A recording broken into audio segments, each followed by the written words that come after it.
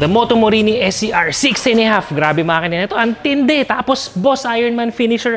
Pirelli tires, Kayaba shocks, Bosch EBS, branded, style that never grows out of... Ay, nako. Ito na yun. Tapos na usapan. Ito yung motor ng Moto Morini. Sige.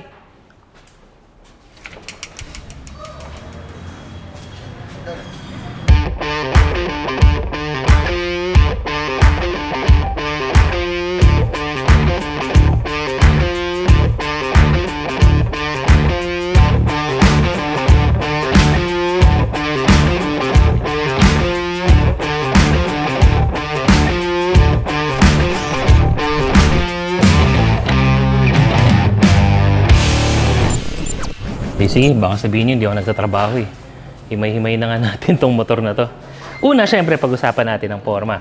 They say Metso SCR 650 stands for Scrambler Edition. Has that timeless na design niya. So, alam naman natin, hindi na luma yung mga ganitong Scrambler type. You have the round headlights, you have the good form, textured surface right here.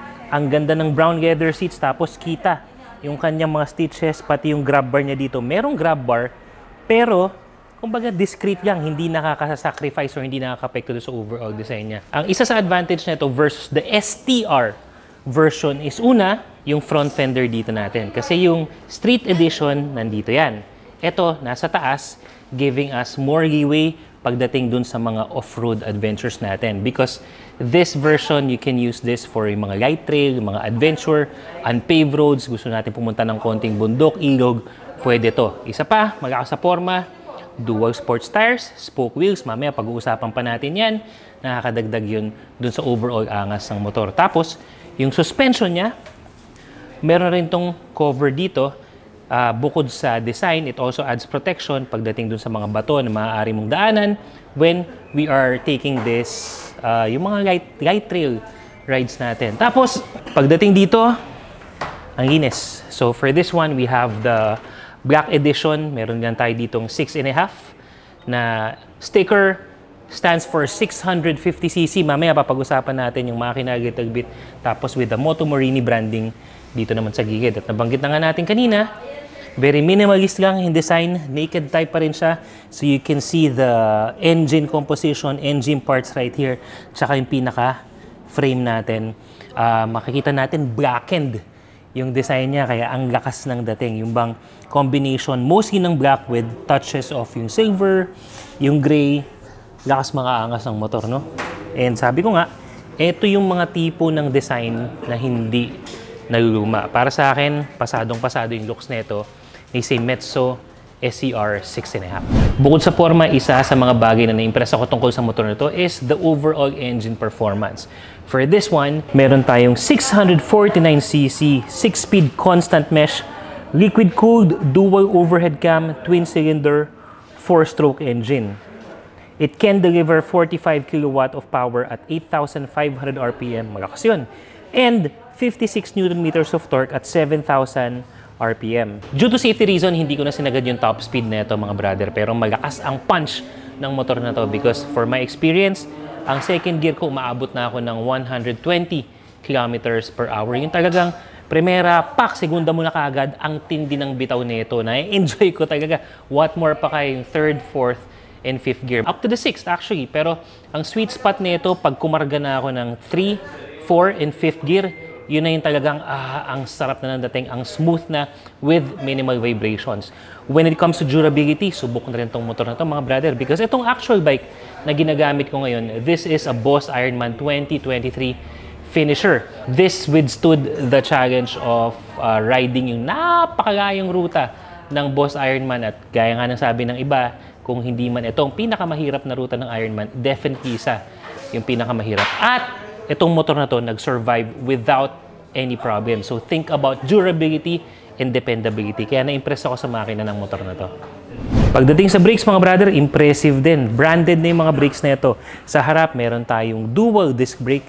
Tapos, Brembo calipers pa. Branded, di ba? Sa likod naman, meron tayong single disc brake with Brembo calipers as well. Maganda nito, dual channel EBS na yung motor na to. So that adds safety feature dahil naiiwasan ito mag-lock yung mga brakes natin. So, impressive braking specs para dito kay Metso SCR 650 or 6.5. Ngayon, pagdating naman sa suspension, upside down fork na. Mapapansin nyo, yung makapal na part ng suspension natin, ito yung nandito sa taas, tapos nandito naman yung panipis. Ang advantage nito is since when we do the off-roading style of riding, yung mga light rail natin, dahil sa mga baku-baku yan, maraming bato, ang nag-absorb ng impact usually is yung nandito. Kaya mas makapal, mas dependable when it comes to performance itong upside down fork natin. Saka gaya ng nabanggit natin kanina, yung suspension niya dito, meron na rin cover in case may mga tatalsikang bato or medyo mababagahaw ka, matutumba, may protection pa rin yung shocks mo para hindi basta-basta tamaan. So very impressive. Isa pa, KYB na rin to, kaya ba shocks, isa sa mga maasahan pagdating sa suspension. Tapos pagdating sa likod, kaya ba shocks pa rin to mga brother? Ito, napakaginis ng dating. Nakatago yung suspension nito. Ayan, dyan oh. So, it's blackened pa. KYB monoshock as well. Kaya, komportable yung ride nito. And pagdating din naman sa looks, ayan, malinis yung ating, ano dito, yung sa rear assembly natin. So, lakas din ang dating. Heading over, doon naman sa ating mga wheels and tires. Ang kinaibahan din naman nito ni SCR version versus the STR version na na-review natin dati is, yung dati naka-mags type pa. Ito, spoke wheels, tubeless na. Ayun no? Mas maganda yung dating, mas classic, but more than the design, in terms of function, kapag tayo ay mag-light rail at medyo mag-off-road tayo ng konti, mas bagay yung spoke wheels dahil mas flexible yan. Medyo nagbe-bend yung mga rayos na yan eh. So, iwas bengkong pagdating sa mags kahit na hindi pantay yung mga kalsadang dadaanan natin. Parehas yan sa rear at saka sa front. Pagdating naman sa tires, still, Pirelli na rin. Ang gulong nito, branded na rin. And nakikita natin, dual sports na, malaki yung mga threading natin dito, yung mga grooves na tinatawag natin. So, yung sasabihin nating bang for the buck, tapos yung rich when it comes to specs and brands na ginamit sa motor na to, very impressive. And when it comes to the overall ride, I've taken this on several roads talaga. Kahit mainit ngayon, di ba, binabiyahe natin.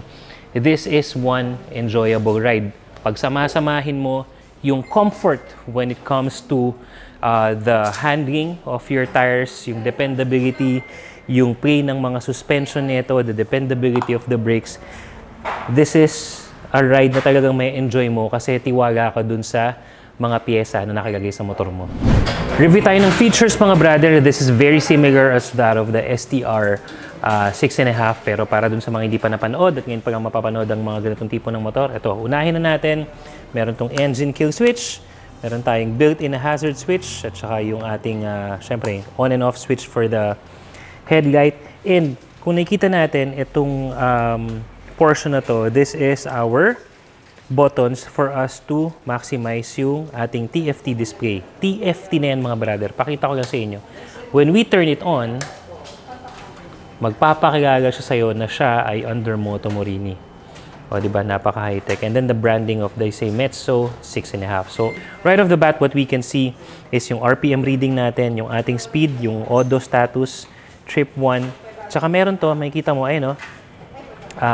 Indicates yung estimated remaining kilometers base dun sa gas na meron ka pa. O, diba? At least matatansya mo kung maubusan ka na, gaano pa kagaya aabutin ng gas mo.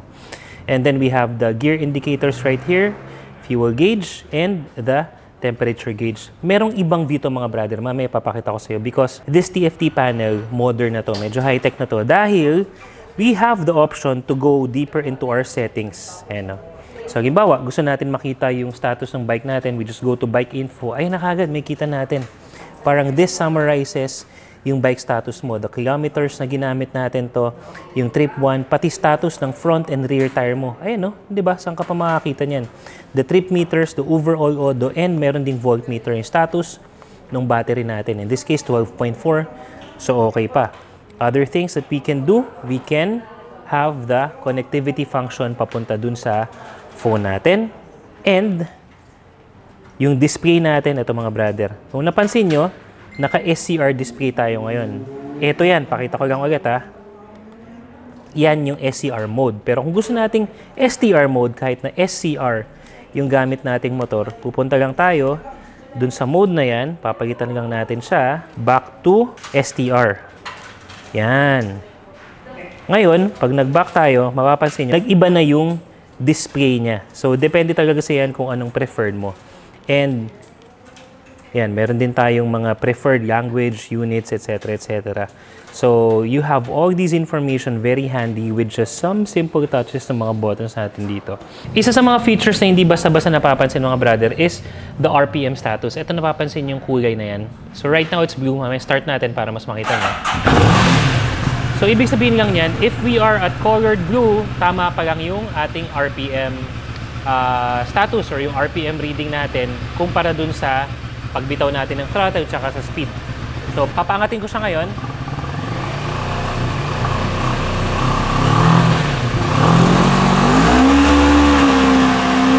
Ngayon, it turns into orange. So, ibig sabihin, pwede ka na mag-shift gear. Pag nagpula na yan, ibig sabihin, over-rev ka na. So, at least, if you are a beginner big biker, hindi mo pa masyadong tansyado yung RPM reading mo. Pag blue, okay ka pa. Pag nag-orange, shift up ka na. Pag nagpula, dapat over-rev na yan. Dapat kanina ka pa nag-change gear. So, napakalaking bagay when it comes to managing yung shifting up, shifting down ng motor mo. So, when it comes to feature, we have, some of those high-tech features na hindi natin basta-basta makikita sa mga 600cc or 650cc rides katulad nito. Para matansya nyo naman mga brother ang riding positions ng seat height na itong motor na to, you may use me as a reference. I am 5'10" in height. So, ito sakin natin para sa inyo. So, seat height, mababa lang. Even shorter riders, kayang-kaya. Because at my height, tingnan nyo naman yung aking ground reach. Abot na abot. Medyo nakabend pa nga yung aking legs dito, no? Standard feet position.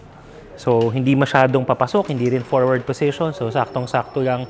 And when it comes to the overall comfort level, at napakita ko lang sa inyo, ganito kasi magiging riding position natin yan. Yan. So, yung lapad ng tangke niya, sakto dun sa pag-grip natin ng tank dito, tapos meron pa tong textured surface dito. Kaya hindi basta-basta dudulas, mas stable ka dun sa ride mo. Yung ating handlebar, malapad, mas malapit sa akin, kaya hindi ako masyado nakayuko. Yung lapad naman ng handlebar nito nakakatulong pagdating dun sa control leverage natin. Kasi mas mahirap kontrolin pag mas may kayang handlebar tapos off-road pa. Yan. Kaya mapansin nyo yung mga ibang off-road vehicles, off-road bikes, mas malapad yung handlebar. So, at least ito, mas may leverage ka when it comes to control. Turning radius is just enough for its segment. Tama lang naman yung kanyang turning radius.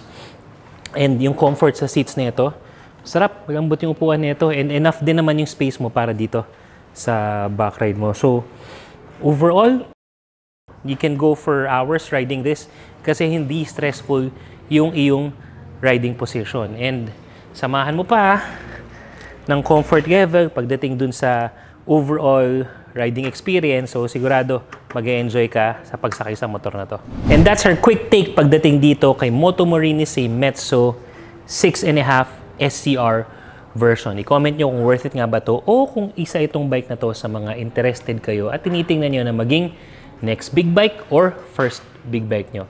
Para hindi ka magpuhuli sa mga balita pagdating sa mga motorcycle news, reviews, and tips, be sure to follow lahat ng mga social media pages natin katulad ng Instagram, TikTok, Facebook, and YouTube. Till our next video mga brother. Makagim-gim na eh. Mabiyahin na tayo ngayon.